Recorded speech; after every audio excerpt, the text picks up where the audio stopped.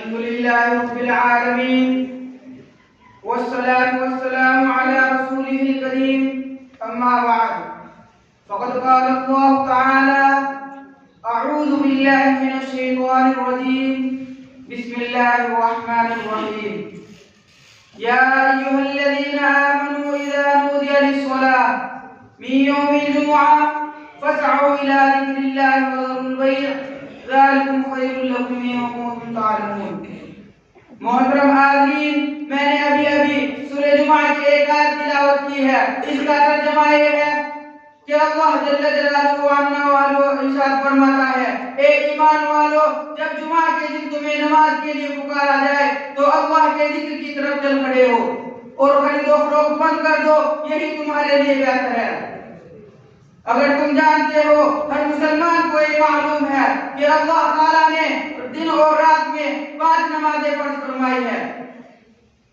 اور وہ شخص جو اپنے کو مسلمان کہتا ہے، اس کے لیے ضروری ہے کہ 5 وقت کی نماز بارگاہ الہی میں سجدہ ریز ہو جائے اور خالق کائنات کی ہر لمحہ عنایات کا شکریہ ادا کرے.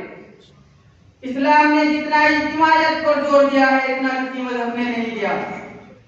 ہر مسلمان کے لیے لازم ہے کہ 5 وقت کی نماز جماعت سے پڑھے. اس طرح رات اور دن میں ایک مسلمان دوسرے مسلمان کو روزانہ دیکھتا ہے. تو صحابہ اکرام کے دور مبارک میں اگر کوئی مسلمان مسجد میں نہیں جاتا تو سوچتے کہ وہ بیمار پڑ گیا ہے یا کہیں گیا ہوا ہے. اس طرح ہر مسلمان کے لیے ضروری ہے کہ اپنے محلے کی مسجدیں چھوڑ کر اپنی بستی کی مرکزی مسجد میں جمعہ کے دن حاضر ہو اور سب ساتھ مل کر اس جمعہ کی نماز ادا کرے.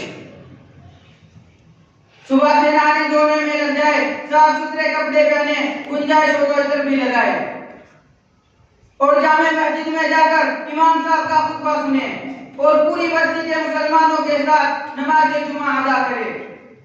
حضور صلی اللہ علیہ وسلم نے جمعہ کے دن کو عید کا دن کہا ہے، مگر بڑے افسوس کی بات ہے کہ مسلمانوں نے اس موجودہ دور میں ان سب چیزوں سے لاپرواہی برتنے لگا ہے.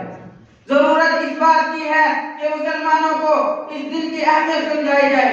اگر مسلمانوں نے اس طرح اپنے فرائض سے غفلت اور سستی برتنی شروع کر دی تو پھر بتائیے کہ مسلمانوں اور کافروں میں فرق کیا رہ جائے گا. اللہ تعالی ہمیں اور آپ کو اپنے بتائے ہوئے راستے پر چلنے کی توفیق عطا فرمائے. میں اپنی تقریر کو ختم کرتا ہوں شعر کے ساتھ. قوم مذہب سے مذہب جو نہیں تم بھی نہیں، قوم مذہب سے مذہب جو نہیں تم بھی نہیں، جذب باہم جو نہیں محفل انجم بھی نہیں.